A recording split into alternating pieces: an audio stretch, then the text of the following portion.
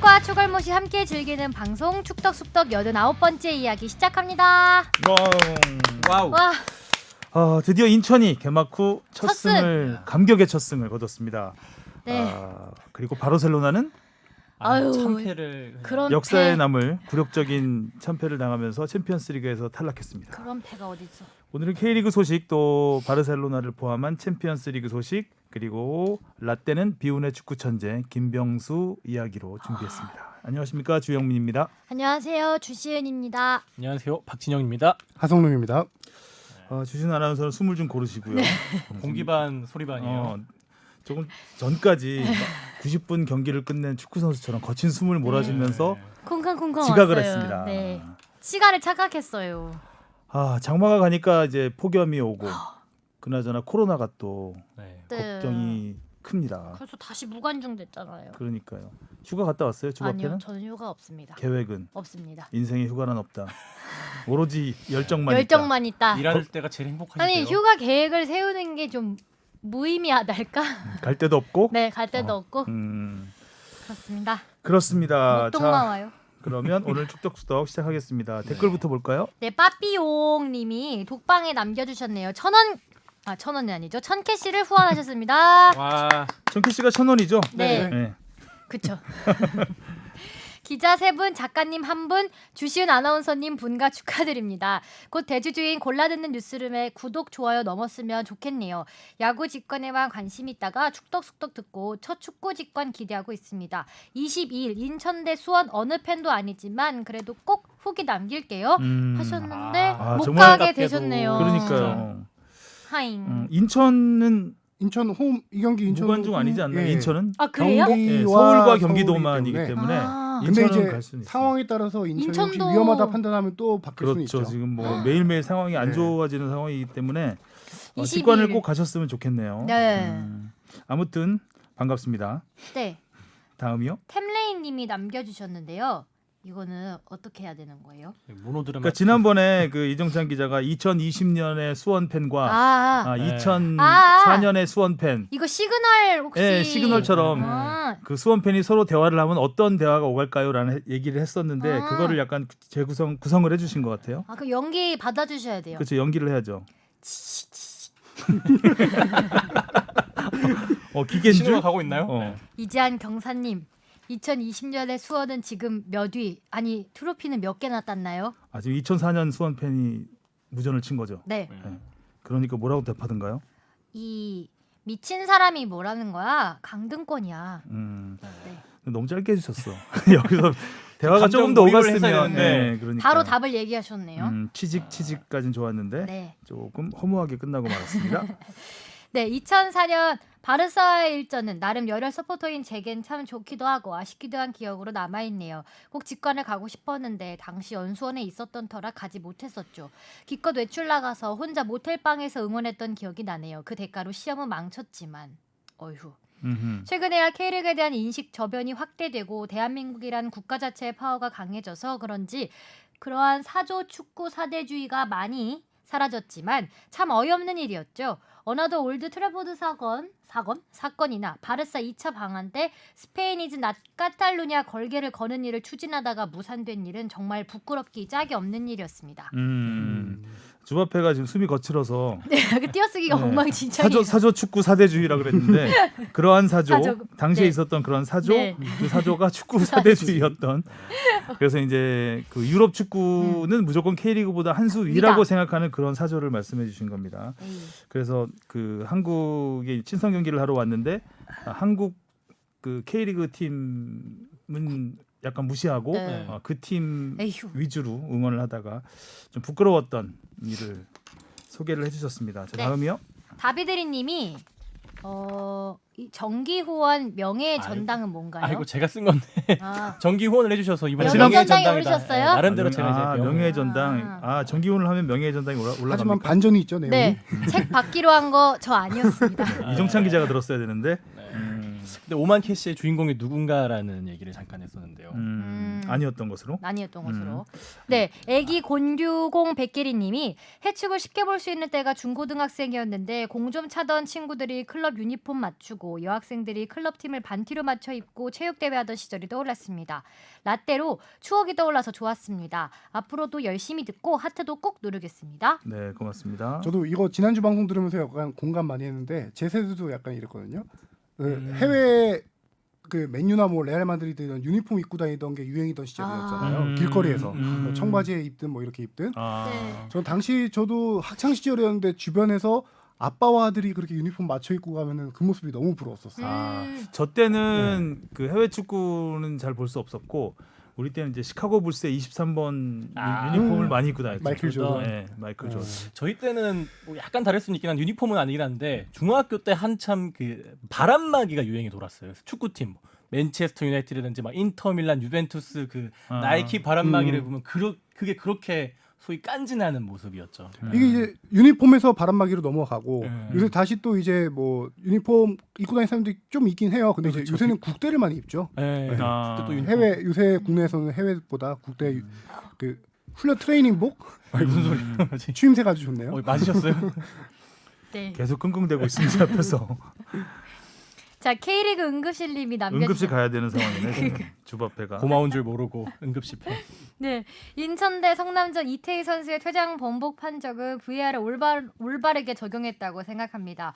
축구는 야구나 배구처럼 감독이 특정 상황을 정하고 비디오 판독을 요청하는 것이 아니라 심판이 판단하니까요. 누군가가 부당하게 이익이나 불이익을 받지 않도록 하는 게 목적이라면 이 상황처럼 VAR을 활용하는 것이 맞다고 생각합니다. 라고. 네, 알겠습니다. 네, 그리고 홍진우님이 남겨주셨는데요. 생존왕 인천 드디어 1승. 다음 경기는 11위 수원과의 단두대 매치. 수원이 강등된다는 건 상상도 안 가는데 이렇게 되면 정말 모르겠는데요. 수원 팬이나 인천 팬이 아니더라도 이 경기는 진짜 볼만하죠. 흥미진진. 최고의 빅매치가 됐습니다. 승점 6점짜리 경기란 네. 표현 그렇죠. 많이 지금 하죠. 둘이 승점 6점 차이. 6점 차이예요. 죠. 오, 그러니까는 뭐 인천 입장에서는 잔류왕의 본능을 그쵸. 뭐 마음껏 이겼으니까. 발휘할 수도 있는 한 판이 될 것 같습니다. 네. FC 서울 고유환님이 성남 퇴장 번복은 맞는 판정이라고 봅니다. 어쨌든 인천에 잘못이 있었고 성남 벤치도 항의를 했죠. 그 장면이 끊어진 것도 아니고 연속된 장면이라 VAR 보는 게 당연한 것 같아요.라고. 네, FC 고요한 선수가 보내주셨고요. 네. FC 서울. 그리고 스페셜 K님이 주님 하트, 이수빈님이 주님 보러 와야지 이렇게 남겨주셨네요. 주영민 기자님일 수도 있어요. 저예요. 그럼요. 네. 저 일리가 없죠. 저는 지금 계속 따끔따끔 혼나고 있잖아요. VR 맞았다니까요, 하면서. 네. 헌터캣님이 와 화장무늬 셔셔까지 찾아서 넣으시다니 축덕숙덕 정성 정말 대단하세요. 아, 박진영 작가의 정성이죠. 그 들으니까 재밌고 좋더라고요. 다시 샷, 들으니까. 샷. 그렇습니다. 근데 진짜 독방이 댓글을 이제 많이 달아주시네요. 확실히 이 샤이 청취자분들이 속속들여서 이렇게 나타나는 거 아닌가 싶습니다. 그러니까요.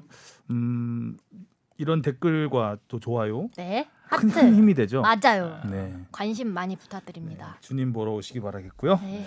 자, 이쯤에서 카메라에 인사한 거. 네, 이쯤에서 차를 한 잔 먹고 가겠습니다. 숨 좀 고를 시간. 네, 네. 축덕다방에 주문하신 라떼 나왔습니다. 지금 들으셨겠지만 김병수 현재 강원 감독의 그 네. 선수 시절 네. 그 태극마크를 달고 뛴 마지막 경기였어요. 이게 된 모습을 갖고. 제가 기억하는 유일한 장면입니다. 저는 이 경기를 봤습니다. 라이브로 봤어요. 당시에 이제 이게 1992년 바르셀로나 올림픽 최종 예선 한일전 후반 44분에 김병수 선수가 결승골을 넣은 건데 당시 이때 화제가 됐던 게 뭐였냐면 당시 이제 크라머가 총감독이었고 알죠 크라머. 네. 그 이제 김삼락 감독이 이제 감독이었는데 경기 끝나고 신문선 당시 해설위원이 인터뷰를 합니다. 맞아 인터뷰하는 거 있더라고요. 인터뷰하는데 김삼락 감독이 이런 말을 하죠. 일본 너희는 야구나 해라. 네, 바로 이겁니다. 일본은 축구 말고 야구나 해라라는 야구나 인터뷰로 해라. 굉장히 화제가 됐던. 야구나해. 지금도 공식 뭐 기자회견에서 공식 기자회견 아니고 이제 그냥 플래시 예. 인터뷰죠. 오. 바로 경기 끝나고 해설자가 내려가서 바로 한 음. 인터뷰에서 당시 신문선 해설위원이 웃음을 쿡쿡 웃었던. 야구나해라. 지금 요즘 이런 말하면 조금 조금 너무 이제 비하하는 발언 같은 느낌이었는데 그 당시는 뭐 야구만 해라. 예, 야구만 해라. 야구 나죠 나. 야구나 해라. 네. 축구 말고 야구나 해라. 한 골짜기로 힘들게 이긴 다음에 축구는 거의- 상대도 안 되니까 야구나 해라. 그렇죠. 입들이 자, 어떤 라떼 요청이었나요? 네, 최재형님이 보내주셨는데요. 비운의 천재로 유명한 김종부, 김병수, 현역 시절에 천재라고 불리며 세간의 기대를 모았다고 들었는데요. 안타깝게도 두 분 모두 기대만큼 성장하지 못하고 일찍 은퇴의 길을 밟은 걸로 알고 있습니다. 이 두 분이 학창 시절부터 얼마나 유명했고 프로 무대에 와서 어떠한 시련이 있었는지 알려주시면 감사하겠습니다. 특히 K리그 전체를 강타했던 김종부 감독님의 드래프트 파동에 대해서도 자세히 다뤄주시면 좋을 것 같습니다. 라고 하셨어요. 김종부, 김병수 축구 천재. 사실 김종부 선수는 축구 천재로 그렇게 막 축구 천재라는 수식어가 달리진 않았어요. 왜냐하면 당시 1983년 그 멕시코 4강 신화 멤버가 뭐 김종부 선수도 물론 잘했지만 제 기억에는 가장 대표적이었던 선수는 신현호 선수였다고 생각하거든요. 가장 많은 골을 넣었고 신현호 선수도 그렇고 김종부 선수도 그렇고 프로 생활은 화려하지 못했습니다. 예, 약간 비운의 스타 같은 느낌을 남겼던 두 선수였고 그 당시에 뭐 많았죠. 김종건 선수도 있었고 김판근 선수도 있었고 골키퍼 이민영 골키퍼도 있었고 김판곤 선수? 김판근. 근. 예. 그래서 그 김종부 선수도 뭐 물론 여기 말했던 그 스카우트 파동 같은 막 안 좋은 일들을 많이 겪었어요. 그래서 할 이야기들이 많을 것 같아서 2부로 나누어서 오늘은 네, 오늘은 김병수 편. 김병수 편으로 다음 가보겠습니다. 편 또 꼭 들어주셔야 되겠네요. 네.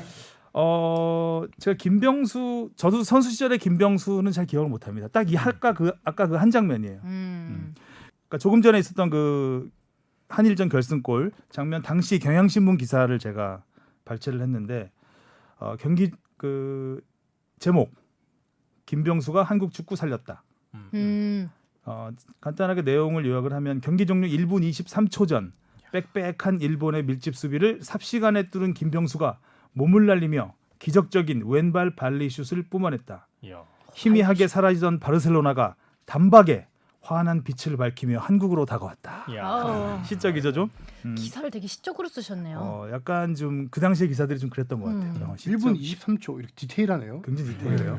근데 당시는 이게 뭐 인터넷 이런 기록들이 없기 때문에 그러니까 기자들끼리 우리 1분 23초로 하자 하면 1분 23초입니다. 그냥.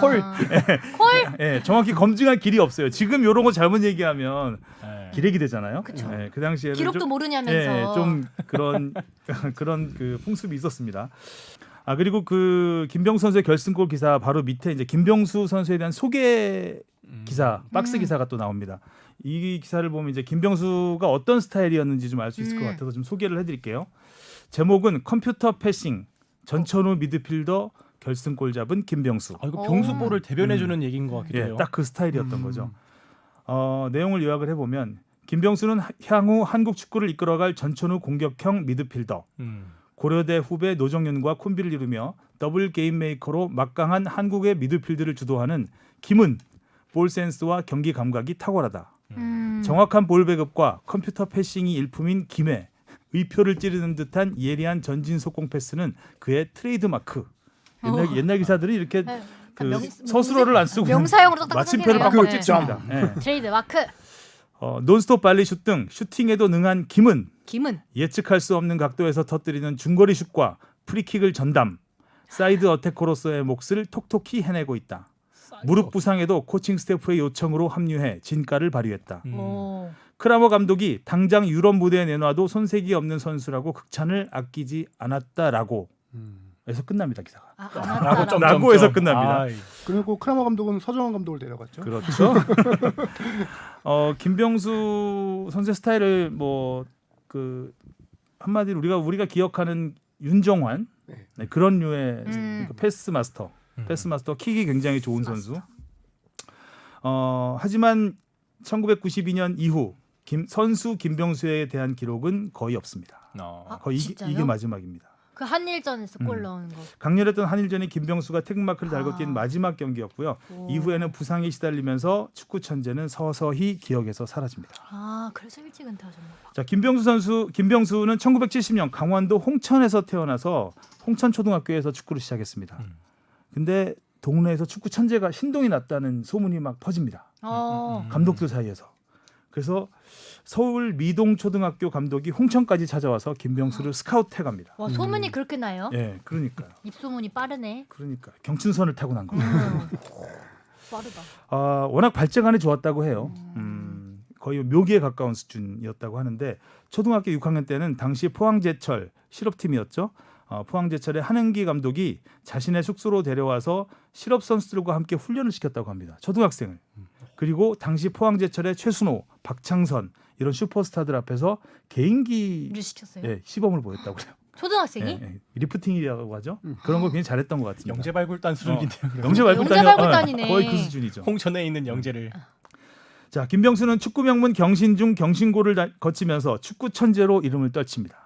1987년 중고연맹전에서 팀의 창단 첫 우승을 이끌고 MVP를 차지하면서 언론의 주목을 받기 시작합니다.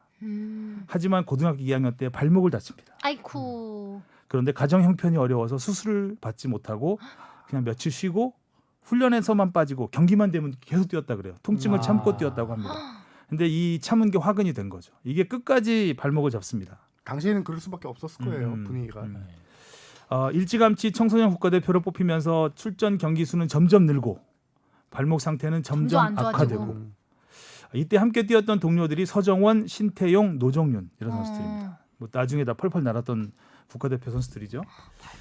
자, 김병수는 고려대에 입학한 이후에는 훈련을 할 수 없을 정도로 상태가 악화됐다고 합니다. 대학생 때부터 예. 그랬으면 진짜. 그래서 훈련은 거의 하지 못했고 경기 때만 투입했다고 합니다. 근데 훈련을 못 하는데 어떻게 경기는 또 뛰어요? 거의 말년에 박지성 선수가 그렇게 했어요. 박지성 그렇지. 선수가 경기 뛰면 3일 동안 무릎이 아파서 훈련을 못 하고 경기 하루 전에 잠깐 몸 풀고 경기 들어가고 말년에 거의 그렇게 했거든요. 천재는 1%의 영감과 99%의 노력으로 노력. 만들어진다고 하는데 김병수는 1%의 영감으로만 뛴 거죠. 진짜 천재적. 그러니까. 자기의 천재성으로만 경기를 뛴 거라고 볼 수 있습니다. 당시 경기를 제가 보지 못했지만 그리고 고려대 재학 중이던 19살 때 국가대표에 뽑힙니다. 당시 김병수의 플레이를 본 이회택 감독이 당시 이제 우리가 이탈리아 월드컵을 앞두고 있었으니까 너 이탈리아 월드컵에 꼭 데려갈 테니까 수술을 무조건 받아라 라고 했답니다. 이때 또 돈이 없었습니다. 아유, 그런데 여기서 해라 수술비를 하면서. 대준 키다리 아저씨가 있었죠. 누구예요? 있었군요. 포항제철의 최순호 선수입니다. 어릴 적에 같이 훈련을 했었잖아요. 그래서 최순호 선수의 도움으로 수술을 받았죠. 하지만 김병수의 발목 상태는 너무 심각했다고 해요. 수술을 받을 이미 때. 근데 너무 많이 많아져서. 늦어서. 그러니까 좌우 발목 인대가 보통 0.5인치만 늘어나도 걸을 수 없는 수준이라고 하는데 둘 다 1인치 가까이 인대가 늘어나 있었다고 합니다. 근데도 경기 때 뛰고요? 뛰고 주사 맞고 뛰었다고 해요. 통증. 1990년 수술을 받은 김병수는 재활도 제대로 하지 못한 상태에서 다시 경기에 나섭니다. 와. 그것도 복귀 무대가 그 치열한 고연전, 아. 연고전, 고연전만 하면 혼납니다. 네, 맞아. 정기전. 정기전. 그런데 여기서 김병수는 결승골을 터뜨리면서 2대 0으로 지던 팀의 3대 2 역전승을 이끌게 되죠. 드라마틱하죠. 그렇네요. 예. 그런데 발목은 더 악화됩니다. 결국 김병수는 월드컵을 포기하고 2번의 수술을 더 받습니다. 그리고 출전한 경기가 1992년 바르셀로나 올림픽 최종 예선 한일전이었던 겁니다. 아까 그 경기. 이때도 발목 상태가 좋지는 않았는데 코칭 스텝의 요청으로 뛴 거죠. 발목에서 이제 무릎까지 부상이 올라옵니다. 그래서 정작 바르셀로나 올림픽 본선에는 뛰지 못합니다. 팀을 본선 티켓을 따게 해주고 본인은 뛰지 못한 거죠. 네. 그리고 대학교 4학년 때 일본 J리그에 거의 진출이 거의 확실시 됐었는데 김병수가 계속 수술하고 나오고 하는데 결국 올림픽에 못 나오니까 그쵸. J리그에서도 포기합니다. 네, J리그 진출도 불발이 되죠. 김병수는 여기서 엄청난 좌절을 합니다. 그래서 모든 걸 포기하고 고향으로 돌아갔다고 해요. 그래서 고향에 있는 누나 집에서 뭐 술로 연명을 했다. 연명은 아니고 술로 매일 지냈다. 술로 연명도 가능합니다. 그렇긴 한데. 칼로리가 엄청납니다, 술이. 술로 하루를 맨날 보냈구나. 근데 그 좀 굉장히 그 힘든 시기를 보냈죠. 네. 그런데 여기서 일본 실업팀 코스모 석유에서 파격적인 제의를 합니다.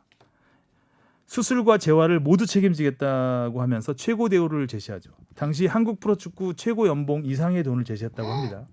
일본 실업팀이. 이렇게 김병수는 또다시 수술을 받고 일본 실업 무대를 진출합니다. 이때도 코스모에서는 훈련을 시키지 않았다고 해요. 그치. 너는 경기만 뛰어라. 어. 훈련은 조금만 하고 훈련을 최소화하고 경기만 뛴 거죠. 김병수 감독의 회고에 따르면 한 100경기 뛰었는데 한 3, 4년 동안 100경기 뛰었는데 70골 정도 넣은 것 같다고 합니다. 본인의 기억에 의하면. 기억에. 네. 와. 기록을 제가 직접 본 건 아니지만. 훈련을 안 하고 네. 뛰기만 했는데도요? 네. 진짜 천재다.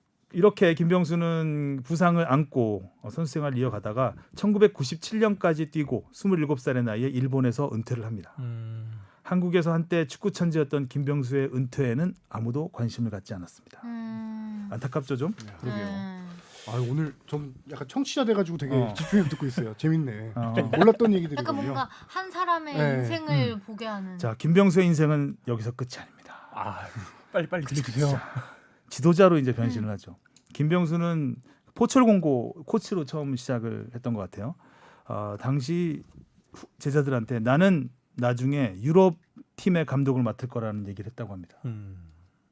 그만큼 포부가 있었던 거죠. 감독으로 나는 성공하겠다. 공부도 굉장히 많이 했고. 그래서 이제 고등학교부터 시작을 해서 영남대 감독을 하면서 지도력을 인정을 받죠. 영남대가 거의 뭐 그때 존폐 위기에 있던 팀이었는데 이 팀을 대학 최강으로 이끕니다. 와. 그러면서 김병수 감독의 지도자로서 이제 기사들이 많이 나오기 시작해요. 네. 그 그러면서 당시부터. 축구 천재는 다시 한번 네. 주목을 받게 되죠. 이런 선수였어 김병수가. 이제 그때 이제 선수 그렇죠. 시절이 재조명되기 시작합니다. 그러면서 이제 드디어 K리그에 입성을 하죠. 이랜드 감독으로. 그리고 K리그 1부 리그 지금 강원을 이끌고 있는데 최근엔 좀 안 좋습니다. 여기까지 김병수 스토리였습니다. 네. 저도 비운의 천재이긴 많이 들었는데 이런 비하인드 스토리는 전혀. 저도 이번에 조사를 좀 하면서 못 많이 들었었거든요. 아무래도 그런 건 있어요. 너무나 잘했던 선수가 갑자기 사라지니까 약간 신격화하는 이런 선수가 있었어 하면서 조금 이렇게 보태지는 이야기도 충분히 있을 수 있습니다. 근데 전체적인 기사들이 다 약간 김병수 감독의 그 입을 빌려서 옛날 이야기들을 기사화한 기사들이 좀 있었는데 그것들을 보면은 전체적으로 보면 정말 굉장한 선수였던 건 사실인 것 같고 천재는 맞다. 네, 근데 너무 짧게 끝났기 때문에 검증이 좀 덜 됐다는 면이 좀 있다는. 발목을 제때 치료를 받으셨더라면 그러면 또 또 달라졌 다른 게 그렇죠. 있었을 네, 텐데. 또 레전드가 됐을 수도 있고. 아쉽다. 생각입니다. 자, 그리고 이제 본격적으로는 좀 이따 해야 되겠구나. 네. 또 무엇이든. 자, 그리고 질문 순서 받아보겠습니다. 무엇이든 물어보세요. 장진성님이 들어와. 보내주셨는데요. 제가 이야기했던 라떼 안정환 편 재미있게 잘 들었습니다. 그런데 기사를 보니 AFC에서 가을에 코로나로 중단됐던 카타르 월드컵 2차 예선을 재개한다고 하네요. 그렇게 되면 해외파, 특히 유럽파 같은 경우에는 가뜩이나 장거리를 왔다 갔다 해야 하는데 자가격리 때문에 시간을 허비하고 차출을 거부하는 선수들도 있을 것 같습니다. 제 생각엔 올해 A매치는 안 하는 게 좋지 않나 싶은데요. 축덕숙덕 진행자분들의 생각은 어떠신지요? 근데 이제 이게 그죠. 질문을 해주신 시점에서는 그쵸. 이제 그렇죠. A매치 연기 발표가 나기 전이었고요. 최근에 이제 AFC가 피파랑 협의를 해서 10월달, 11월달에 열리기로 했던 A매치, 즉 네. 우리나라 기준으로 치면 카타르 월드컵 2차 예선 경기들을 내년으로 연기하기로 미뤘죠. 했다. 네. 장진성님이 났고요. 제대로 보셨네요. 네. 결국 미뤄졌습니다. 근데 이게 내년으로 언제 하겠다라는 일정은 나오지는 않았어요. 그래서 지금 내년으로 미루면서 상당히 문제가 많아지는 게 많아지죠. 네. 최종 예선까지 미뤄져 버리니까. 원래 일정대로 하면은 최종 예선이 올해 9월달에 시작을 해서 내년 9월달에 끝나야 됩니다. 10경기거든요. 2차 예선도 네. 시작을 못했는데. 원래 월드컵 로테이션을 보면은 여름 월드컵 기준이에요. 이번에 카타르가 겨울이기 때문에 여름 월드컵 기준 말씀드리면은 2년 전 9월달 정도에 시작을 해서 1년 전 9월달에 최종 예선이 다 끝나서 확정됩니다. 어느 팀들이 나가게 될지. 그리고 그 다음 해 3월 정도에 대륙간 플레이오프를 하고요. 4월달에 조추첨을 하고 6월달에 월드컵이 진행됩니다. 그래서 9월달에 최종적으로 우리나라 기준으로 말씀드리면 확정되면은 보통 이제 겨울에 해외 전지훈련 한번 나갔다 오고요. 3월달에도 뭐 해외 평가전 같은 거 하고 4월달에 조추첨이 되면은 상대 팀이 결정되잖아요. 네. 그러면 이제 상대 팀 결정해서 모의고사를 치르죠. 비슷한 네. 유형의 팀과 5월달, 6월달에 월드컵 앞두고 3경기 정도 그렇게 모의고사를 치릅니다. 5모 6모. 예. 이런 육모 조평, 중요한데. 이런 루트가 있는데 이게 다 지금 다- 다 다 깨지게 꼬였네. 생긴 거죠. 바꿔였죠. 예. 그래서 아무래도 지금 그런 얘기도 나와요. 이게 홈앤더웨이로 하잖아요. 한판 단판? 단판은 최악의 경우 단판이 될 수 있겠지만, 그러니까 모여서 해야 된다. 아까 음. 다 챔피언스 그쪽으로 리그처럼 와서. 아예 한 네, 한 곳에 군데 모여서 그렇게 되면 단판이 될 가능성도 좀 있는 거고. 그렇죠. 그러니까 최종 예선까지 굉장히 많은 경기들이 남아 있기 때문에. 그러네 많이 남아 있는데. 지금 그 나오는 얘기 말씀해 주신 게 맞는데 일단 나오는 얘기들만 그냥 얘기해 드리면은 중립국에서 홈앤더 어웨이 말고 단판으로 하자는 얘기도 있고 A매치가 1년에 딱 10경기를 합니다. A매치 데이가 피파에서 정한 데이가 있어요. 3월달, 6월달, 9월, 10월, 11월. 한번 모일 때마다 2경기씩 하면은 이게 딱 10경기예요. 그걸 줄이자? 아니죠. 늘리자는 다- 거죠. 아. A매치 데이를 A매치 경기 수를 1년에 할 수 있는 경기 수를 더 늘리자. 늘리자. 그래야 지금 이게 그래야 일정이 소화를 할수 소화를 있겠네요. 가능하거든요. A매치 데이 말고 A매치 먼스로 해서 그래서 아예 달 내내 한 달 내내 매치만. 팬들은 좋겠네요. 간략하게만 우리나라 대비로 말씀드리면 우리나라가 지금 2차에선 4경기 치렀어요. 그러면 4경기 남았습니다. 그렇죠. 4경기를 올해는 A매치가 1년 동안 아예 없으니까 내년. 당장 3월 달에 열린다고 치면 3월, 6월에 4경기를 소화해야 돼요. 그럼 9월부터 최종 예선을 최종 들어갑니다. 9월부터 딱 10경기 치르면은 그 이듬해 9월이 돼야 이게 끝난다는 예정이거든요. 그러네요. 월드컵 11월 달이에요. 그럼 9월 달에 하면은 대륙간 플레이오프 언제 하고 못해. 조추첨 언제 하고 일정이 안 되니까 근데 방식이 바뀔 수도 있지 않을까라는 그렇죠. 생각도 있어요. 그래서 예를 들어 3월 달 대륙간 플레이오프 4월 달 조추첨 일정을 뒤로 미룰 가능성이 있고 그걸 미루지 않는다면은 A매치 미루더라도 A매치를 그 안에 다 소화하기 힘들어요. 그러니까 지금 A매치 무조건 늘려야 될 방안이 어떻게든 마련되거나 아휴. 진짜 홈앤더 어웨이를 줄여서 경기 수를 줄여서 단판 승부를 하거나 중립국을 그렇게 정하는 해야 될것 것도 같아요. 너무 어려울 것 같아요. 지금 코로나가 전 그렇죠. 세계적으로. 안전지대가 네. 차라리 우리나라가 우리나라가 제일 안전하잖아요 안전지대인데. 지금.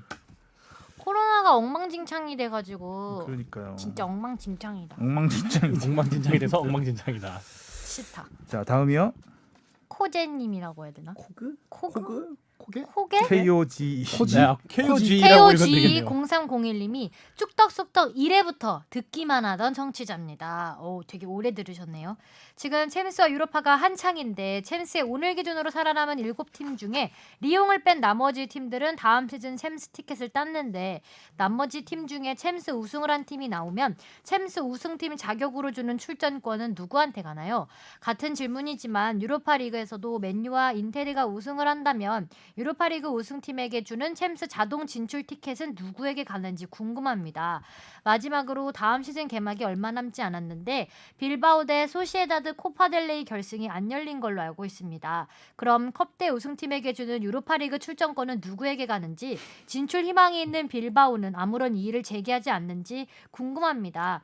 이상 샤이 축덕러의 질문이었습니다. 주영민 팀장님, 주시은 아나운서님, 뽕 작가님, 로테이션 멤버 이정찬 기자님, 하성룡 기자님 5분 모두 더위에 건강 조심하시고 항상 좋은 방송 들을 수 있게 해주셔서 감사합니다라고. 네. 1회부터 들으신 분이네요. 네. 샤이 분이라서 단 한 글자도 안 빼고 다 읽어드렸습니다. 출전권에 대해서 네. 결국 이제 그 유럽 대항전에서 우승한 팀의 티켓이 누구에게로 가는 가느냐 건지. 그 얘기인 것 같아요. 하성룡 기자가 굉장히 괴로워했습니다. 이거 아, 알아보느라고. 아니 이게 그런데 또 이게 메일로는 하성용 기자님이라고 이게 이름 한 글자. 알고 있는 거를 팩트 체크하는 거이면서도 이게 상당히 복잡해요. 진짜 각 리그별로 다 다르고 그러거든요. 그거를 좀 최대한 간단하게 설명드려야 될 텐데 일단은 질문 기준으로 7팀이 8강 기준이었나 봐요. 질문했던 시점이. 예전에. 그렇죠. 리옹이 끝까지 살아남았죠. 네. 지금 4강 갔는데 네. 리옹 4개 팀 중에 미넨과 라이프치히는 그 리그 순위로 챔피언스 리그 티켓을 따냈고요. 뭐 PSG도 당연히 우승했으니까 따냈고요. 리옹만 7위로 아무데도 못 갑니다. 유로파 리그도 못 가는 상황이에요. 7위가 돼서. 우승해야 돼요. 프랑스 리그는 저기 6위까지라기보다 6팀일 거예요. 네. 유로파 유럽 대항전에 간다. 이게 네. 이것도 왜 복잡하냐면은 컵 대회 우승팀 뭐 이렇게 유로파 리그를 주잖아요. PSG가 올해 3관왕을 했어요. 컵 대회 2개를 다 우승했어요. 그럼 다 이게 밑으로 네, 가서 밑으로 6위까지. 가서 6위까지 된 거예요. 그러니까 프랑스 리그 치고는 꽤 많이 간다는 생각을 했었는데 네. 그 3관왕 때문에 이렇게 됐군요. 이 부연 설명을 좀 드려야 되는 게 유럽은 리그 랭킹을 따집니다. 간단하게 드릴게요. 1위부터 4위까지는 챔피언스 리그의 4개 팀이 가고요. 그다음에 유로파리그는 3개 팀이 가는데 그 3장 중에 한 장은 2차 예선. 본선 직행은 2장인 거죠. 프랑스는 유럽 랭킹 5위예요. 5위와 6위 팀은 챔피언스리그 3장인데 그 중에서 한 장이 이제 예선이에요. 그런 식으로 이게 복잡한 상황이거든요. 그래서 어쨌든 리옹은 7위로 못 가게 된 상황인데 챔피언스리그 우승을 하게 되면은 챔피언스리그 다음 시즌 본선 티켓이 주어집니다. 그래서 무조건 가게 되는데 프랑스 리그 팀이 그렇다면은 리옹 때문에 딴 팀이 피해를 받냐? 그건 아닙니다. 어차피 못 땄으니까 리옹은. 네, 어차피 못 땄으니까 이런 경우에 한해서 UEFA에서 최대 맥시멈으로 갈 수 있는 팀 수를 정해주거든요. 그래서 플러스 1개 정도를 이렇게 해놓습니다. 프리미어리그 같은 경우는 4개 팀이 챔피언스리그 1위부터 4위까지 가는데 이렇게 우승팀이 나올 경우 대비해서 최대 5개 팀까지 한 개 리그에서 최대 5개 팀까지 갈 수 있게 해주고요. 프랑스 리그도 뭐 4개가 되겠죠. 그래서 리옹은 충분히 리옹은 챔피언스리그 우승할 경우 뭐 기적이겠죠 완전. 전혀 새로운 이거는 역사죠. 그러니까 챔스 우승팀 자격에 주는 출전권이 누구한테 가냐가 아니라 그 팀이 리그에서도 이 자격을 충족한 거고 챔스 우승으로도 충족한 거고 2개 다 갖고 있는 거예요. 그걸 누구한테 주진 않습니다. 그리고 유로파 리그에서 뭐 몇 년 떨어졌지만 인텔은 결승 갔죠. 네. 근데 뭐 인텔도 지금 챔피언스리그 자동 출전권이 있고요. 유로파리그 예전에는 유로파리그에서 우승하면은 챔피언스리그 출전권을 주지 않았었습니다. 유로파리그만 줬나요? 그렇죠. 네. 제 기억으로 2014년 15년 정도에 UEFA가 유로파리그 부흥 정책으로 유로파리그의 동기부여를 더 주기 위해서 챔피언스리그 출전권을 주게 되는데요. 이건 역시 마찬가지인데 상당히 복잡해요. 유로파리그 우승하는 팀에게 챔스리그를 주는데 그 팀이 또 기존 리그에서 어떤 기준을 충족했냐, 몇 위에 들어서 챔스에 가냐, 유로파 가냐, 그 이하권이냐에 따라서 다 달라져요.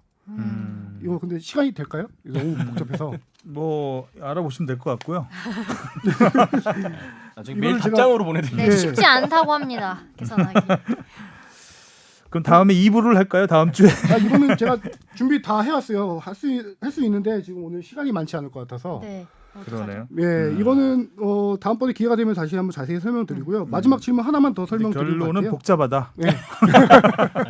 경우의 수는 항상 근데 사실 그렇죠. 이게 지난해에도 예. 그 리버풀이 챔피언스리그 우승하고 첼시가 유로파 우승하면서 프리미어리그에서 다 해가지고 네. 이 티켓이 어떻게 밑으로 밀리고 막 이런 걸 하면서 저희가 잠깐 정리를 했었는데 네. 지금 상황은 좀 전체적으로 프리미어리그만 하는 게 아니라 이게 넓어지니까 그렇죠. 더 엄청 복잡해진 거예요. 그래서 리그별로 따져야 되니까. 네, 이거는 그래서 조금 더 축소가 되면 결정이 되면 그때 가서 다시 한번 설명을 하는 걸로 하죠. 예, 결론이 나면.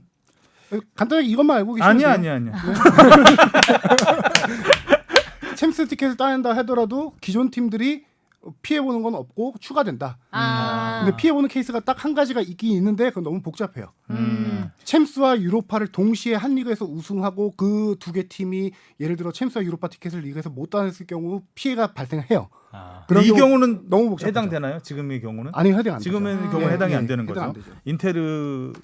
인테르와 세비야도 있나요? 세비야도 지금 4위로 챔피언스리그 티켓 따냈죠. 그렇게 되면 해당은 안 팀다 되네요. 해당 안 네. 되니까요.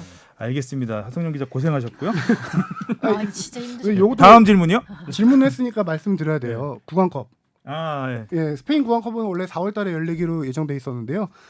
지금 레알 소시에다드와 아틀레틱 빌바오 두 팀이 그 지역 라이벌입니다.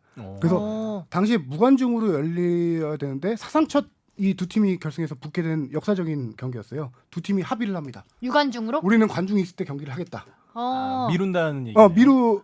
미뤄 그때 당시만 해도 스페인 리그 재개 전이었죠. 언젠가 이제 관중 들어오고 될 줄 알았는데 결과적으로 계속 관중도 없고 하다 보니까 경기는 미루게 됐고 UEFA에서는 이 경기 우승팀에게 유로파리그 티켓을 줘야 돼요. UEFA가 스페인 축구협회에다가 경고를 합니다. 며칠까지 해라. 그게 5월달에 경고를 해서 8월 1일인가 8월 며칠까지 경기를 해야 니네들에게 유로파리그 티켓을 주겠다라고 했는데 그거를 결과적으로 말씀드리면 레알 소시에다드는 유로파리그 티켓인가 챔피언스리그 티켓을 따냈어요. 리그 순위로 여유가 있구나. 여유가 있어요. 반면 아틀레틱 빌바오는 10일인가 해서 티켓을 못 따냈는데 그래서 아틀레틱 빌바오가 UEFA에다가 이거에 대해서 항의를 했죠. 근데 기각을 합니다. 유로파리그 티켓 그래도 줘야 되는 거 아니냐? 기각을 합니다. 그리고 UEFA가 결과적으로 마감 데드라인을 했던 시점까지 경기가 이루어지지 않았고요. 결과적으로 그 유로파 티켓은 리그 차순위인 7위 팀에게 가게 됩니다. 아, 이거 비바 완전 억울하겠는데. 그러니까 그래서 여기서 우승을 해도 못 가는 못 거죠. 가는 거예요. 그래서 한때 빌바오가 바보가 됐죠. 그러니까. 그렇죠. 발렌시아가 7위를 노리던 마지막 경기에서 7위를 노리던 시점이 있었는데 7위 하면 유로파 리그 간다라고 했던 게 이런 이유였었던 거죠. 원래는 6위까지만 가는 건데 유로파를. 아무튼 자존심 세우고 뭐 그러다가 너무 큰 걸 놓쳤네요. 빌바오는 그냥 처음부터 했어요. 그냥 하자고 했었어요. 우겼어야 되는데. 네. 가장 최근 보도를 보면은 이 팀의 두 팀의 경기가 크리스마스 시즌쯤 열릴 거를 계획하고 있다. 근데 뭐 그때 뭐해. 상황을 봐야죠. 관중이 들어올 수 있는지를 봐야 되기 때문에 네. 아직 한 몇 년 확정적이 뒤에 열릴 없습니다. 수도 있겠네요. 보니까. 몇 년 뒤. 뭐 둘의 자존심 대결이기 때문에 네. 뭐 언제라도 꼭 열릴 거는 같습니다. 세계관 최강자들의 싸움 같은. 자, 다음 질문이요. 손정진 님이요. 이번 유럽 챔피언스리그 4강전 라이프치히 대 파리 생제르맹, 리옹 대 미넨에서 가장 기대할 만한 팀은 어느 팀인가요? 파리 생제르맹 좋았어요 아주. 파리 생제르맹. 가장 기대할 만한 팀 당연히 미넨 아닐까요? 미네는 진짜 너무 잘하더라고. 저 경기 봤어. 만화 같은 경기였죠. 미넨 힘. 아, 저는 원래 이번 시즌 미넨 경기를 뭐 챙겨보지는 않았는데 이번에 뭐 시간대도 좋아서 토요일 아침 일찍 새벽에 일어나서 봤는데 뭐라 해야 될까, 미넨한테 공이 가면은 경기를 배속하는 느낌이 든다고 할까. 빨리. 되게 빠르죠. 네.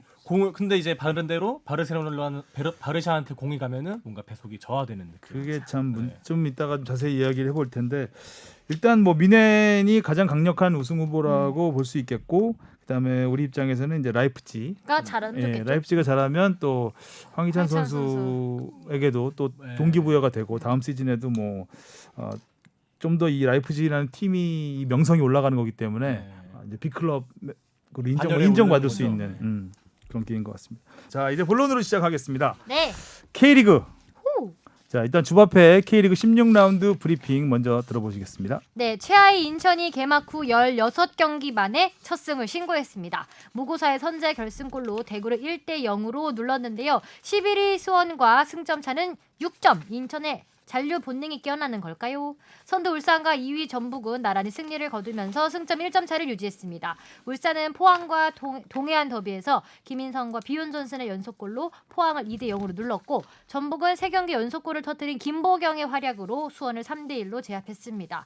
구바라우 콤비가 처음으로 동시에 선발 출격했는데요. 구스타보는 골, 바로우는 도움을 기록했습니다.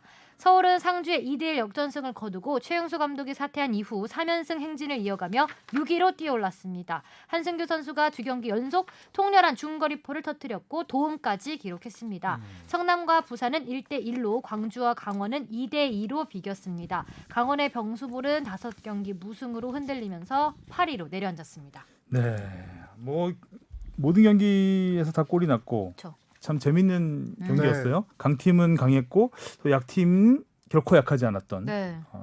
재밌는 경기였습니다. 먼저 인천의 첫 승 네. 이야기부터 해봐야 될 것 같아요. 첫승 못할까봐 어찌나. 긴 정말- 시간이었습니다. 긴 싸움이었고. 저 이렇게 정리하고 싶어요. 처절한 승리였다. 처절한 승리였다. 경기를 보면서 정말 옛날 그 한국 축구가 90년대 후반 2000년대 초반 투지를 강조하던 시절 있잖아요. 피 흘려도 네. 투혼 하고 들어가고 막. 뛰고 양팀 투지, 선수들 투혼. 둘 다 네. 모기장 쓰고 네. 한일 월드컵 맞아, 월드컵 때 이거 기억나요. 김태형 네. 선수. 예전 한국 축구 뭐 요즘도 그런 모습이 있지만 그 당시의 모습을 보는 듯한 정말 선수들이 몸을 날렸다는 표현이 제일 맞을 것 같아요. 끝나고 다들 엄청 힘들어. 네. 거의 전반 끝나고 나서도 진짜 체력적으로 힘든 게 보였으니까요. 경기 끝나고 나서요 선수들이 첫 승의 기쁨을 누릴 새도 없이 다 쓰러졌어요. 네, 너무 힘들어. 심지어 제가 어제 골키퍼 이태희 선수 골키퍼 인터뷰했는데 인터뷰 중에 내용 중에 하나가 보통 골키퍼는 안 힘들거든요. 근데 저는 경기 끝나고 쓰러져 저도 정말 힘들었어요. 경기 막판에 정말 이태희 선수 막 네. 엄청나게 날아다녔잖아요. 네, 선방도 진짜 많이 했고요. 대구가 정말 무지막지하게 슛을 몰아쳤는데 그냥, 진짜 소나기 같은 아니 슛을. 슈팅 좀 보세요. 28대 8 슈팅수. 그 중에서 유효슛이 7개였는데 7개를 이태희 골키퍼가 거의 슈퍼 세이브로 막아냈어요. 이 그렇죠. 예. 경기 히어로라고 할 수 있겠죠. 신들렸었나? 세징야 네. 선수가 돌파하다가 슛 날린 것도 얼굴로 막아냈고 정승원 선수의 아주 그림 같은 중거리 슛도 간신히 걷어냈었죠. 그 이태희 선수가 올 시즌 이 경기가 첫 출전입니다. 왜냐하면은 발목 부상이 있었어요. 그래서 한 달 반 정도 치료를 하고 팀의 훈련에 합류한 지 한 달 됐고요. 그럼 딱 리그 시작 시점이잖아요. 그래서 지금 거의 리그 시작하고 3개월 만에 첫 경기를 출전했는데 네. 이 선수도 절실했던 거죠. 경기를 밖에서 보면서 팀이 이렇게 안 좋은데 너무 뛰고 싶다. 자기도 3개월 동안 경기만 보면서 너무 절실했다라는 얘기를 하더라고요. 경기 나가서 모든 걸 진짜 이번 경기는 모든 걸 다 쏟아냈고요. 이 선수가 항상 그 넘버 2 골키퍼였어요 팀에서. 네, 인천에서. 그렇죠. 정산. 예, 정상 골키퍼도 있고 그 전에 뭐 2015년에 K리그 입단했거든요. 음. 5시즌, 6시즌 동안 지금 40경기 정도, 42경기인가 뛰었으니까요. 백업으로 뛰다가 지난 시즌에 잘했어요. 지난 시즌에 12경기를 뛰었는데 마지막에 스플릿 나눈 다음에 선방쇼를 많이 펼치면서 이 선수가 조금 이제 이름을 알리긴 선수고 올 시즌에 정산 골키퍼가 계속 주전으로 뛰다가 이제 부상에서 회복하고 정산 선수가 요새 조금 컨디션이 안 좋아요. 부상은 아닌데 컨디션 안 좋다 보니까 조성환 감독이 골키퍼 코치의 조언을 받아서 이 선수를 전격 투입했고 그 경기에서 이제 뭐 잘 맞아 떨어진 거죠. 절실함과 팀의 절실함이 같이 맞아져서. 이태희 선수는 요새 또 인천의 이번 승리에 뭐 바뀐 팀 분위기가 있다고 뭐 하던가요? 이번에 승리할 수 있었던 이유 같은. 뭐 조성환 감독이 와서 어떻게 바뀌었냐라고 얘기를 제가 물어봤더니 일단 짧은 시간이기 때문에 전술이나 이런 선수들의 스킬 이런 게 크게 바뀌는 건 없는데 조성환 감독이 워낙 동기부여를 잘하는 감독이거든요. 선수들에게. 또 제주 시절부터도 그랬다고 그렇죠. 하더라고요. 제주 시절에 준우승할 때도 선수들 워낙 동기부여 잘하는 감독인데 그 다음에는 왜 그랬을까요? 좋은 때만 기억합시다. 선수들의 선배들을 썼나? 동기 안 쓰고 오히려 축구 얘기를 잘 안 하는데 선배 부여를 하셨나 보구나. 선수들한테 축구 얘기를 별로 잘 안 하고 기본적인 생활 얘기. 아. 그러니까 축구에 밥 집중할 수 먹는다. 있는 방법을 축구 얘기를 안 하면서 만들어주는 거죠. 경기에 집중할 수 있게. 약간 그런 동기부여를 잘해주는 감독이고요. 뭐 공부하라 그러면 공부하기 싫을 수 있잖아요. 네. 음. 그다음 공부하는 일도 있어요. 그래도. 아까 이태희 선수 얘기 뭐 나왔으니까 계속 좀만 해보면은 아까 세징야 선수 얼굴 세이브 있잖아요. 네네네. 그거에 대한 인터뷰를 했었는데 그것도 재밌는 게 정말 세게 맞았죠. 네. 세징야 선수의 슛이 골키퍼가 이런 얘기하기 쉽지 않은데 솔직해요. 솔직히 세징야 슛 너무 세서 너무 무서워요 이러더라고요. 골키퍼가. 세징야가 굉장히 활발하게 슈팅도 날리고 굉장히 저돌적으로 파고들고 그랬었는데 그런 와중에도 어쨌든 다 막아냈어요. 가까운. 그 당시에 세징야가 드리블 돌파를 해서 골대 앞까지 와서 슈팅을 했잖아요. 네. 근데 슈팅이 무서우니까 잘 보고 있다가 약간 드리블이 약간 길더래요. 그래서 각을 좁혀서 앞으로 나갔는데 그게 40m 몰고 들어왔을 때. 네, 맞습니다. 막 들어서 차라리 슛을 안 주려고 잡으려고 했던 건데 슛을 해서 얼굴 맞은 거죠. 무서웠는데 얼굴을 맞은 거죠. 그 원래 동네 축구에서는 골키퍼 가까이 때 세게 치면 반칙이라고 그러거든요. 맞아. 니 살살 쳐야 돼. 이러면서. 얼굴 맞춤 반칙, 네. 경고. 그리고 슈퍼 세이브 중에 또 하나가 정승원 선수의 중거리 슛. 기가 막히는 건데요. 그렇죠. 30m 거리 됐죠. 그러니까요. 그리고 또 이태희 선수 얘기로는 그 정도 먼 거리에서 올 거라 생각 못 하고 가만히 있다가 점점 공이 가까이 오는데 골대로 오더래요. 그래서 일단 손 뻗고 보자라고 해서 손을 뻗었는데 자기도 손에 맞은지도 몰랐대요. 살짝 스쳤죠. 네. 얼떨결에 맞아가지고 자기도 신기했다. 그렇게 얘기해. 인터뷰에 되게 솔직하더라고요. 이런 걸 좀 꾸며서 이렇게 얘기할 수도 있는데 골키퍼 처음 해본 선수처럼. 그러니까 처음 나온 듬직한 선수. 인상보다는 손을 귀엽게. 뻗었는데 맞았나? 맞았어요. 어쩐 아버니 얼굴로 갔는데, 막았어요. 얼굴로 이렇게. 왔네. 네. 근데 귀여우시네요. 그렇죠. 인천 선수들 이날 경기 제가 처절한 승리, 절실함, 간절함 이런 거를 좀 얘기하는 이유가 경기력은 사실 좋지 않았습니다. 경기력은 완전 일방적으로 밀렸던 경기였죠. 슈팅 수만 보더라도 그렇고. 근데 이전 경기 성남전에 비해서 선수들이 얼만큼 절실하게 뛰었냐는 걸 제가 스탯을 하나 뽑아왔는데요.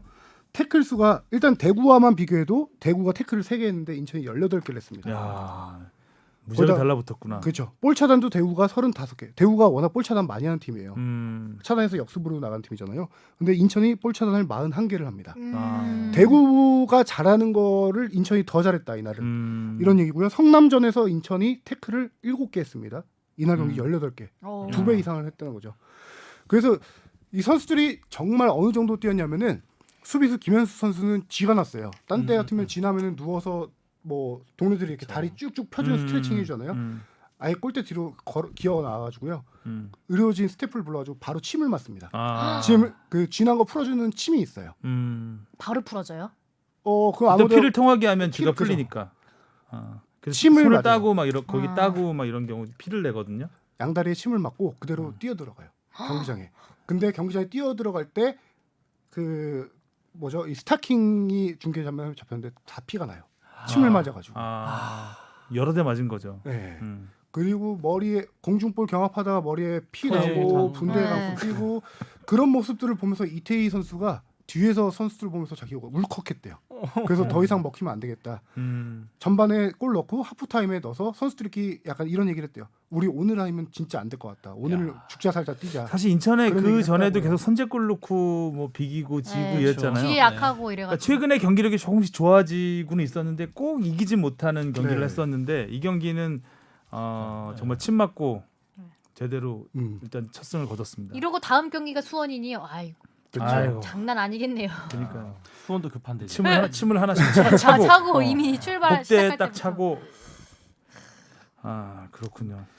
어쨌든 뭐 참 인천이 앞이 보이지 않았었는데 일단 또 참 일단 이기고 나니까 네. 승점 6점 차가 그렇게 크게 보이지가 않아요. 네. 그죠? 저 아래에 있었던 것 같은데. 또 다음 경기가 네. 수원이라고 하니까 이거 뭐 한두 경기 더 잡으면 하면은? 충분히 잔류가 그쵸. 가능하겠다. 사실 지난주까지만 해도 인천의 잔류는 거의 힘들어 보였잖아요. 그렇죠. 근데 조금 아쉬운 게 뭐냐면 부상자가 너무 많아요. 이번 경기에서 지난 성남전에 조성환 감독이 3백을 썼고 이번에 4백을 썼어요. 이유가 뭐냐면은 아니죠. 반대죠. 기존에 성남전에서 4백 쓰고 이번 경기에 3백 썼는데 부상 선수가 너무 많아서 수비에 부상이 너무 많아서 어쩔 수 없이 선택을 한 거기도 하고 조성환 감독이 워낙 3백 제주 시절에 3백으로 준우승했던 팀이거든요. 3백을 좋아하는 감독이기도 하고 했는데 지금 마아지가 사실상 거의 시즌 아웃됐습니다.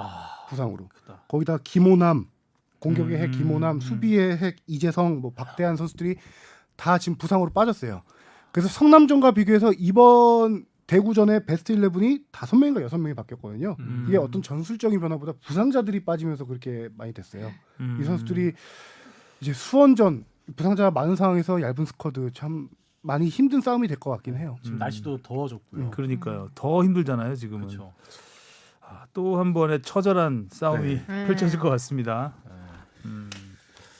자, 그리고 전북과 울산과 전북은 여전히 승점 1점 차를 차. 유지하면서 야, 잘 여기 나가고 진짜. 있는데 전북의 구스타포하고 바로 처음으로 이제 선발 출전했는데 동시 선발 충격 예, 처음 한 경기죠. 충격적이었죠. 이 팀은 전북은 궤도에 완전 올라왔다라고 딱 봐야 될 것 같아요. 흐름을 제대로 타는 거죠. 그렇죠. 각 선수들이 영입한 선수들이 자기의 역할을 다 해주고 있는 거잖아요. 네. 구스타보 골 넣고 있고 바로 선수 도움. 치달하면서 도움 크로스 이 선수 크로스가 상당히 진짜 좋더라고요. 좋던데요? 왼발 크로스가 지금 손으로 이렇게 네, 던져주는 것 거의 같아. 진짜 택배야. 감기는 각이 진짜 네. 예술이더라고요. 아니, 빠르고. 지금 도움 2개를 했는데 둘 다 왼발 크로스였거든요. 왼쪽 측면에서. 크로스의 질이 상당해요. 그러니까 김보경 어디 너 헤딩 한번 해봐라 하는 내가 식으로 패스를 올려줘 했어. 볼게. 너 헤딩 할 줄 알아? 하고 던져주는 것 같은 네. 그런 느낌이 들 정도로 너무 정확했고 빠르고 뭐 어떻게 그 상대 수비가 막을 수 없는 상황으로 만들어 그렇죠. 버렸잖아요. 또 크로스가 무서워서 가까이 붙으려고 하면 언제 또 치달을 할지 모르니까. 그렇죠. 그리고 또 거리를 내주면은 크로스가 싹 올라와 버리고. 클래스가 좀 다른 선수라는 걸 맞습니다. 딱 보여준 클래스가 것 같아요. 다른. 네. 근데 저는 이 얘기를 하고 싶어요. 이 두 선수가 들어오면서 팀이 전체적으로 시너지 효과를 내고 있는데 한 가지 이 선수에게 조금 미안한 얘기지만 조규성 선수의 설자가 너무 없어졌어요. 근데 이거는 팀에는 조규성 선수 얘기를 해보자면 최전방도 쓰고 저 양쪽 측면 공격수로도 섰었어요. 네. 이 두 선수가 영입되기 전에. 근데 어느 포지션도 잘 맞질 않았어요. 이 선수. 약간 윙어가 없을 때 윙으로 쓰고 최전방 이동국 선수 뭐 없을 때 이동 또 최전방 차고 쓰고 그러다가 지금 확실하게 최전방 구스타보 들어왔죠. 윙어 지금 바로 있죠. 오른쪽에 한교원 있죠. 네. 그러다 보니까 지난주 우리 전화 인터뷰했던 김보경 선수도 제 포지션을 찾았다라는 느낌이라고 했잖아요. 중앙으로 들어오면서 거기다가 조규성 선수를 썼던 건 22세 이하 카드였어요. 근데 그 자리에 지금 저기 이시연이라는 선수 공격형 미드필더인데요. 이 선수가 쓰면서 지금 경기력이 확 좋아졌습니다. 그러니까 조규성 선수가 약간 어디서도 애매했는데 지금은 제 포지션에 각자 특징이 있는 선수들이 쓰면서 팀이 네. 조직력이 좋아지고 지금 확 완성됐다라는 느낌을 딱 받는 거예요.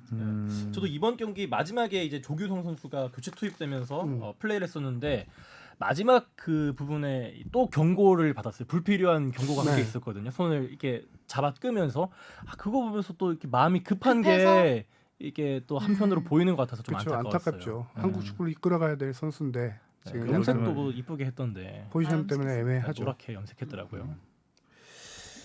울산은 울산이었습니다. 역시. 그 말이 딱 맞는 것 같아요. 용현섭이 이겼어요. 전반에 정말 답답했는데 물론 이제 공격적으로 경기를 주도하긴 했지만 전반에 참 답답했던 것 같은데 후반 되니까 역시 몰아치는 그 힘이 있습니다. 울산이 울산했다는 말이 맞는 게 로테이션 했잖아요. 이번에 주니오 선수가 최근에 여름에 약간 체력이 좀 떨어지고 폼 떨어지면서 지금 비욘존스 선수 내고 있는데 그래도 비욘존스 선수 골 넣잖아요. 경기력 안 좋았는데도. 좋았죠. 슈팅 아주. 그렇죠. 그리고 후반에 또 김인성이 또 김인성 들어가서 스피드 활용해서 넣고 그 장면 홍철이 왼쪽에서 완전하게 만들어준 장면. 전 그 장면 보면서 무슨 생각나냐면요.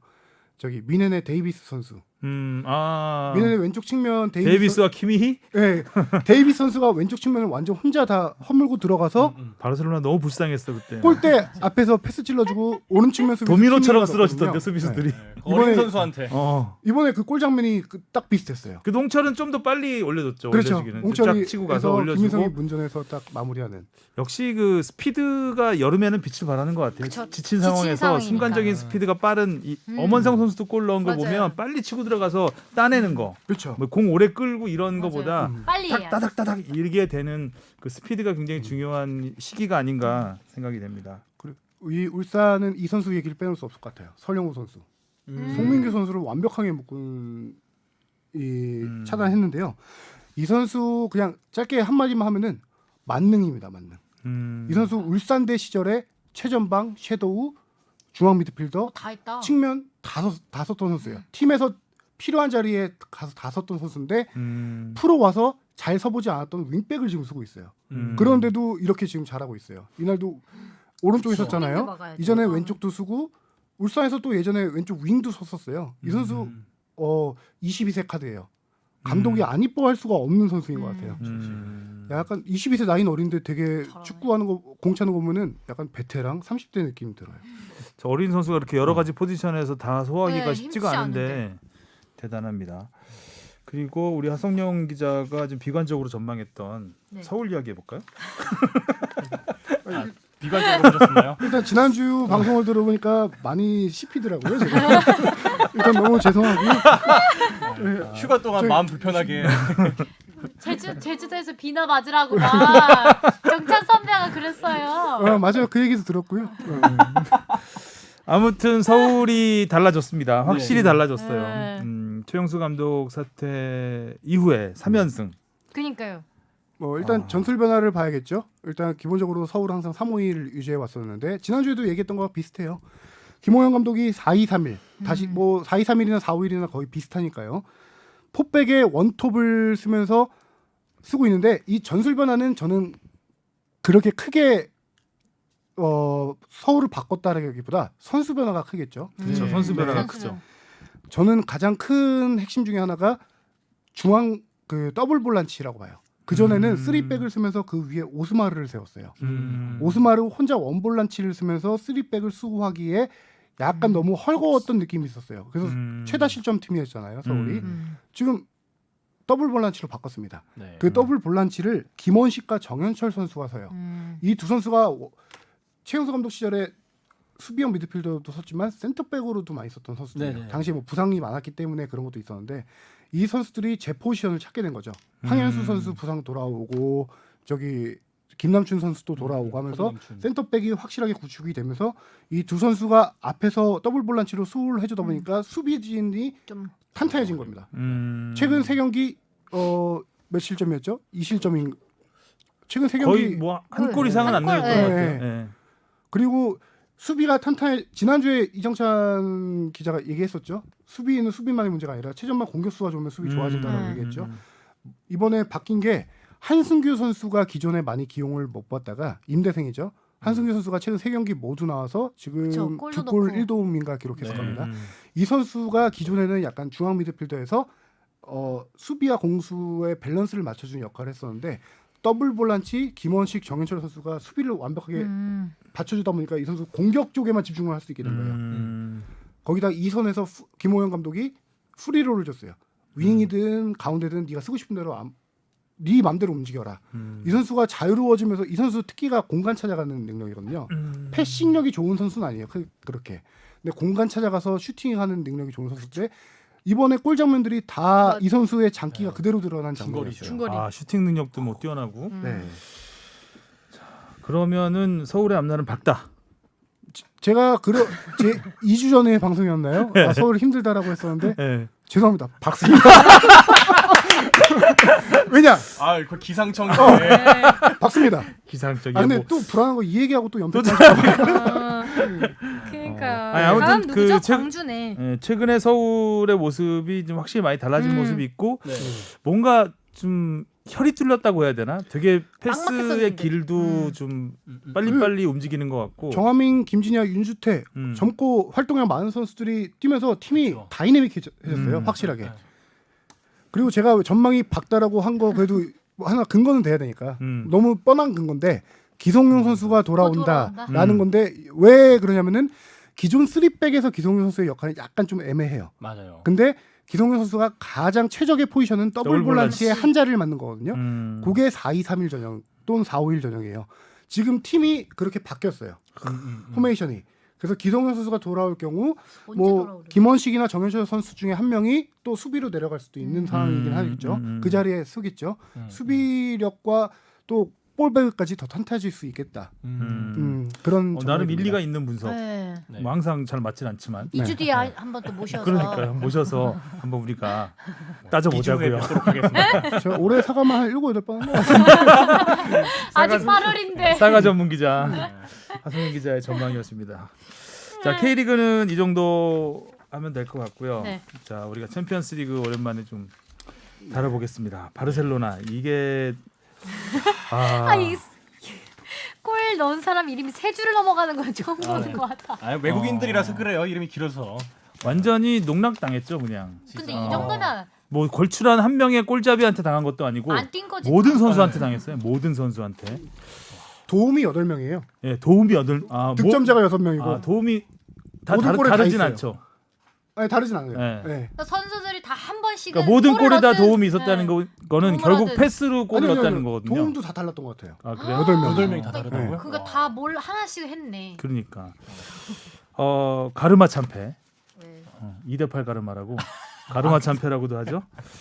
9대1 하여튼 아니에요? 바르셀로나 후폭풍이 엄청난데 일단 뭐 2대8이 그 가르마를 2대8 가르마 참패. 하이 개그였어요. 네.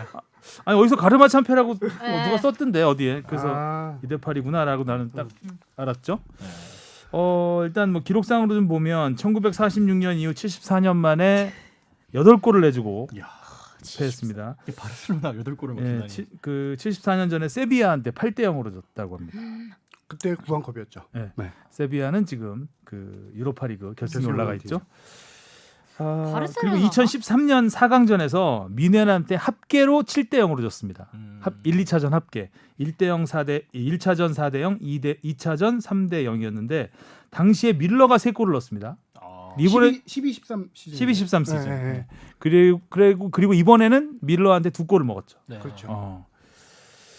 자, 이번 경기에서 보면 슈팅 수가 26대 7. 이게 바르셀로나 축구에서 상상할 수 있었는지 모르겠는데 이거는- 제가 지금까지 바르셀로나 경기를 보면 메시 하이라이트는 좀 챙겨보는 편이거든요. 네. 근데 메시 하이라이트 없는 바르셀로나 경기는 처음 봤어요. 이번에 메시가 어느 정도 했나를 좀 보려고 메시 하이라이트만 자주 보는데 뛰어나. 메시 하이라이트가 없어요.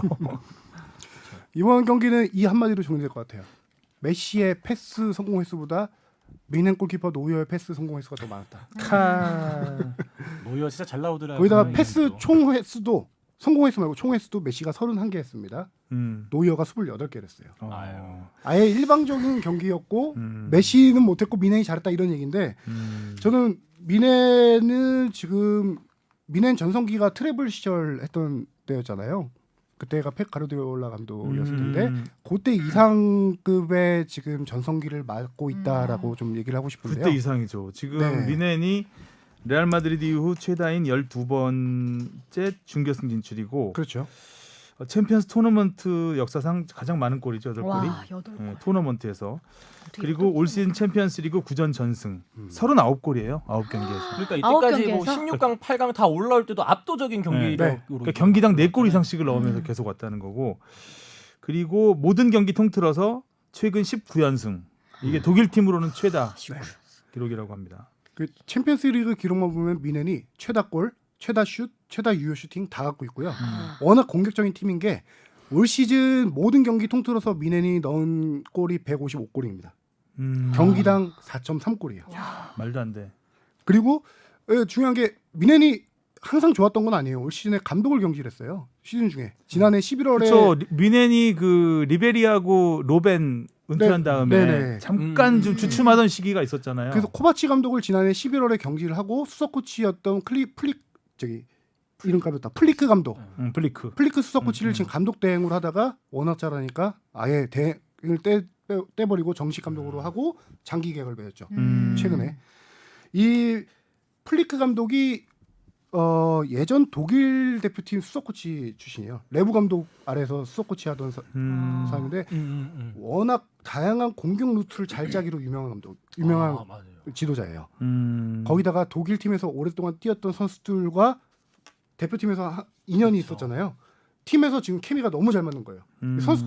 미넨 선수들이 이 플리크 감독 온 다음에 축구가 너무 재밌다라고 지금 얘기를 해요. 시너지 효과를 내고. 재밌게 해요 정말. 예. 그죠?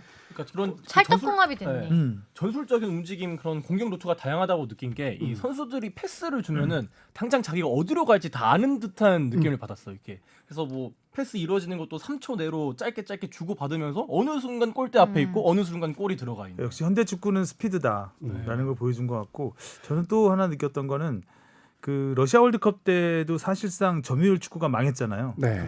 점유율 축구의 한계를 보여주면서 뭐 스페인이니 뭐 다 볼 끄는 팀은 다 다 망했어요. 망했- 짧은 패스 위주로 가는 팀은 다 망했는데 이번에도 그거를 다시 한번 보여준 것 같다라는 생각이 들고 또 이 다음 날 열렸던 맨시티도 마찬가지입니다. 그러니까 사실 바르셀로나 지금 축구가 과르디올라가 만들어 놓은 그 그렇죠. 시스템이잖아요. 그러니까 거의 바르셀로나하고 맨시티 색깔이 굉장히 비슷한 팀인데 점유율 예, 축구. 예, 점유율 축구가 완전히 폭망했다.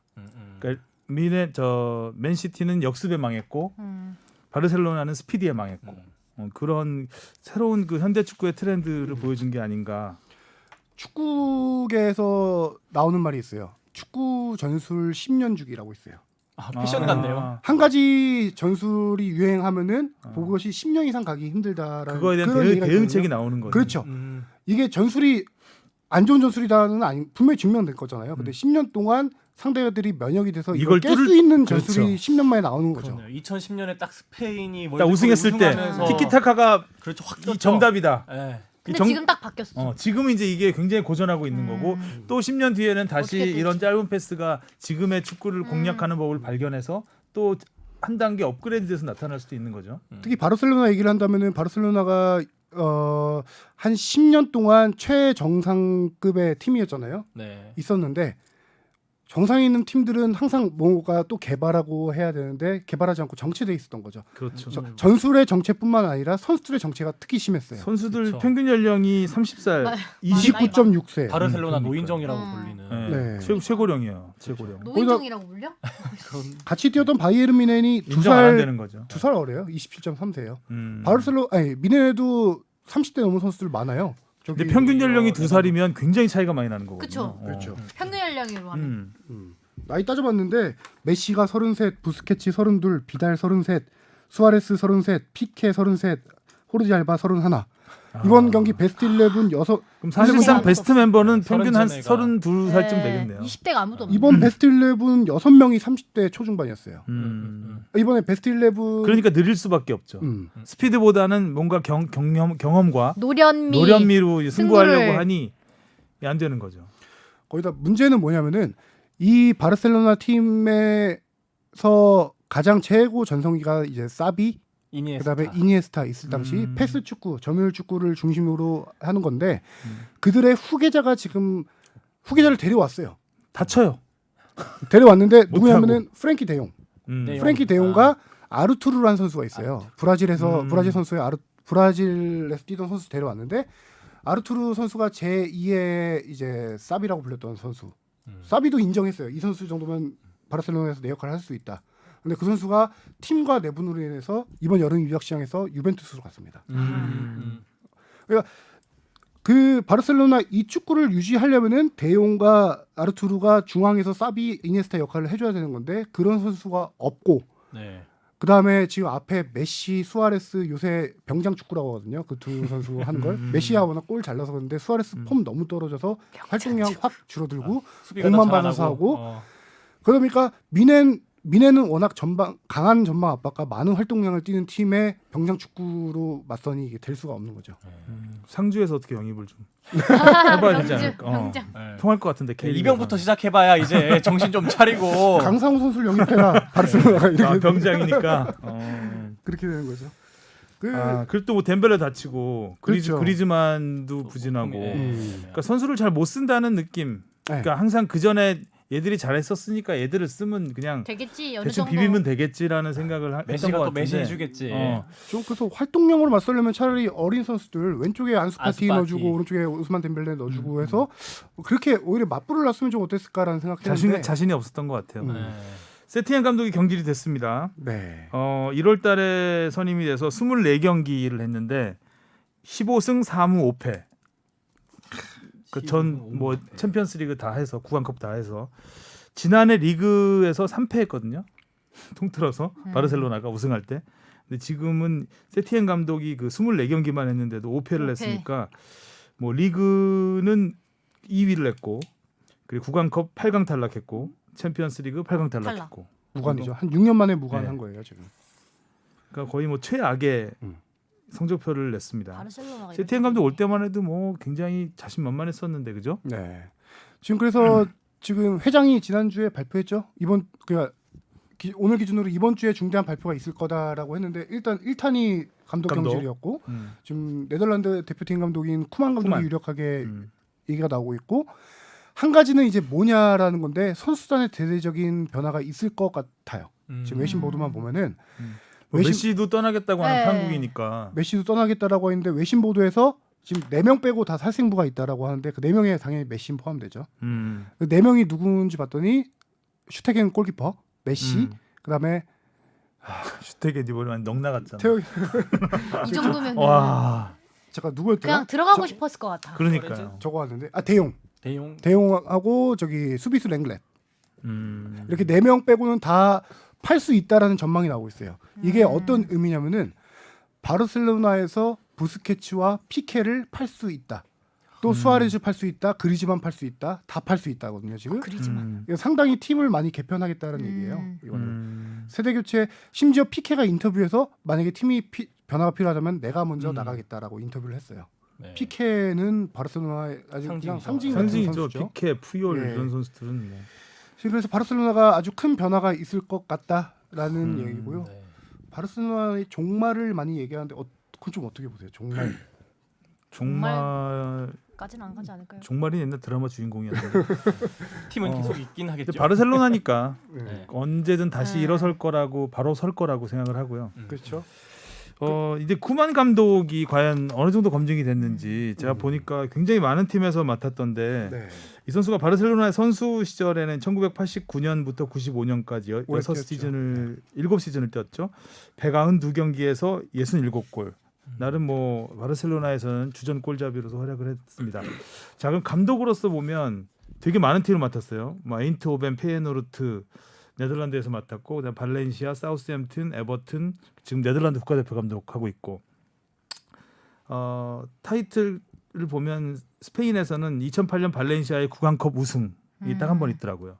근데 이때 구강컵 우승을 했는데 발렌시아가 15위등인가 했어요. 리그에서는. 그래서 성공한 걸로 보기 어려운 딱히 감독으로서는 크게 성공한다고 보기 어려운 상태이기 때문에 2008년이죠. 2008년.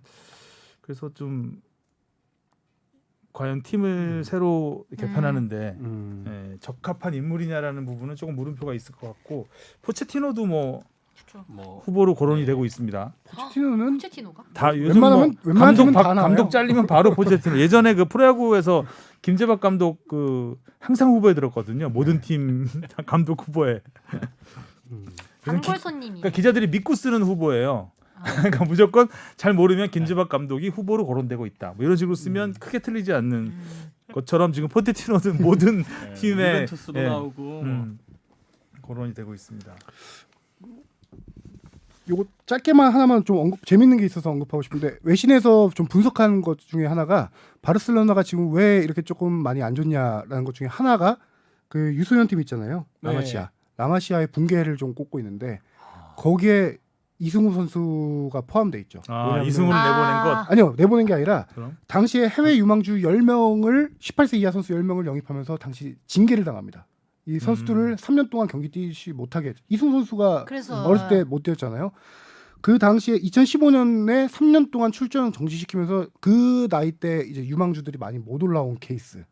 원래 바르셀로나가 유스팀에서 그렇죠. 올리고 좀 좋은 선수들 몇 명 사서 이 팀을 만드는 팀인데 아래서 올라오는 게 없어서 없으니까. 지금 팀이 많이 이렇게 세대 교체가 안 되고 망가지고 있다라는 분석이 있더라고요. 그래요. 세대 교체 안 요즘에는 되긴 정말 유스 시스템이 굉장히 중요한 중요. 것 같은데 뭐 K리그도 마찬가지잖아요. 그렇죠. 네. 밑에서부터 키워 올리는 선수들이 팀의 주축이 되는 경우가 많은데 그게 붕괴가 돼 버리면 계속 돈으로 이렇게 선수 사야 사서 되니까. 메꾸다 보면 한계가 재정적 있는 난도 오고. 세대 교체가 안 되잖아요. 그럼 비싼 선수들만 있으면 세대 교체가 안 되잖아요. 그렇죠. 그 선수들 뛰게 해주려고 유스팀 선수들도 못 뛰는 뛰게 거니까. 하고. 어. 그러니까 팀이 이렇게 계속. 망가지는 케이스. 맨시티 얘기도 짧게 네. 해봐야겠죠. 맨시티 얘기는 펩 가르디올라 감독의 실패작이죠 이번 경기는. 완전 실패작이죠. 네. 왜 3백을 썼을까? 이거는 저는 명장병이라고 좀 봅니다. 내가 명장병. 아까는 병장병, 지금 명장병. 명장병. 왜냐면은 아니 맨시티가 기존 포백으로 잘하던 전술이 있는데 그걸로만 나갔을 때 저는 2대0, 3대0 충분히 이길 수 있을 거라고 생각하거든요. 근데 펩 가르디올라 감독이 명장병이라는 게 뭐냐면은 뭔가 보여주고 싶었던 거예요. 뭔가 나는 할 수 자기는 있다. 난 전술적으로 이렇게 쓰는 사람이다라는 걸 며칠 연습하고 나갔대요. 나갔는데 선수들이 심지어 경기 도중에 감독한테 와서 얘기를 해요.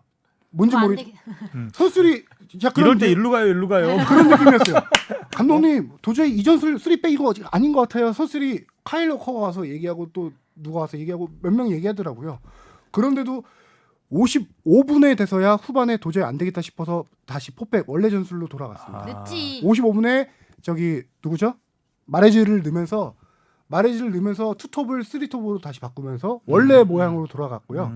그게 어느 정도였냐면은 55분까지 슈팅 5개 그쳤습니다. 심지어 전반 30분까지 슈팅을 아예 못했어요 맨시티가. 그러다가 전반 이거 55분까지 들어간 슈팅 5개 했는데 나머지 원래 전술 4-3-3으로 돌아온 다음에 나머지 35분 동안 슈팅 13개를 합니다. 가르디올라 감독이 안 되는 걸 알면서 이거 고집을 부렸다. 왜 그랬을까? 네. 나는 이렇게 해서 혹시 지난번에 그 16강전에서 레알 마드리드 깬 다음에 지단 감독하고 경기 끝나고 둘이서 얘기했잖아요. 네. 그때 지단이 3백 한번 써봐. 약간 이 명장. 그래? 그럴까? 너 정도는 3백 한번 써줘야 돼. 뭐 이랬을 야 거 언제까지 아닐까요? 팀빨 소리 들을 거야. 한번 써봐. 명장 소리 들어야지. 아, 상대적으로 안타깝네요. 리옹이 원래 3백 쓰는 팀이거든요. 리옹이 유벤투스 만나서도 3백으로 재미봤던 팀이고.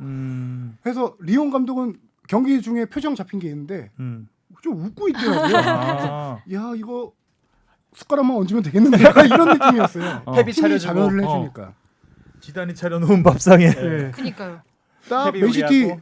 맨시티 그 3백으로 바꾸고 올려놓으니까 뒷공간 리옹 침투해가지고 그냥 골 바로바로 넣잖아요. 첫 골도 후방에서 롱패스 넣어서 넣고. 그러니까요. 그리고 또 뭐 이 명장점. 경기에서 가장 많이 회자됐던 장면이 스털링이 스털링의- 하늘로 날려버리는 그 와, 패스 찬스 진짜. 그거는 야쿠브 생각도 좀 나고. 야구 예. 최영수 그 감독이 이상이었죠. 최용수 감독이 여러 명이 또 황선홍 경기하는. 감독이 생각나고. 네. 그 이후로 진짜 팀이 한 번에 무너져 버리는 느낌이 있었죠. 스털링이 많은 이들을 소환했죠. 스털링 정말 뭐 야구 중계도 소환시키고 넘어갔어요. 그건 어떻게 말로 설명할 수 없는 왜 그랬을까? 그러니까. 바운드가 일부러 아니고. 하지 않는 이상 네. 그게 뭐 수비수가 달라붙은 상황도 아니었고. 왜 그랬을까만 남은 경기. 네. 맨시티는 8강 저주죠. 세 시즌 연속 8강에서 탈락하는. 지난 참- 시즌은 토트넘한테 지고. 그렇죠. 그전 시즌엔 리버풀한테 졌고 토트넘한테 지고 이번엔 리옹. 그래서 이 4강 대진표가 제일 재밌는 것 같아요. 오랜만에 진짜 프리미어리그 팀도 없고 라리가 팀도 없고 세리아 A 팀도 없는. 진짜. 그래도 내심. 네. 그러니까 맨시티는 좀 올라갔으면 조금 더 다채로운 팀을 볼 수 그렇죠. 있는 느낌이에요. 그렇죠. 좀 더 명장병은 아니지만 이제 고급 축구를 네. 볼 수 있는 선수들도 그야말로 강대강. 사실, 네. 사실 바르셀로나가 그 정말 강대강으로 붙어서 그렇지 약간 조금 겸손하게 전술을 짰으면 8골은 안 먹지 않았겠습니까? 그러니까 강팀이 강대강으로 붙었을 때 8대2가 날 수 있다라는 걸 보여줬잖아요. 어찌됐든 경기가 뭐 바르셀로나가 수비만 한 것도 아니고 그런 어떤 점유율에서는 바이에른 뮌헨이 조금 앞서긴 했지만 거의 5대5 비슷하게 갔거든요. 점유율에서는. 그렇기 때문에 서로 뭐 움츠리지 않고 그야말로 그 복싱으로 말하면 그 잡지 않고 그야말로 그냥 펀치 대결을 펼치다가 8대1로 그냥 깨진 건데 그런 대결을 또 볼 수 있지 않을까라는 생각을 했었는데 맨시티랑 미넨이랑 붙으면 네. 그렇죠. 근데 이제 리옹이 올라오면 아무래도 리옹이 움츠리겠죠. 많이 움츠리죠. 움츠리고 이제 한 방 역습을 노리겠죠 또. 그렇게 되면 미넨의 화력도 뭐 그렇게 8골 그런 화력을 마음껏 뽐내기는 쉽지 않은 경기가 될 수 있을 것 같다는 생각을 해봤습니다. 오, 또 시간이다. 자, 오늘 이야기는 여기까지 하면 될 것 같고요. 수고하셨고요. 다음 주에 다시 만나겠습니다. 네. 수고하셨습니다. 안녕. 고맙습니다.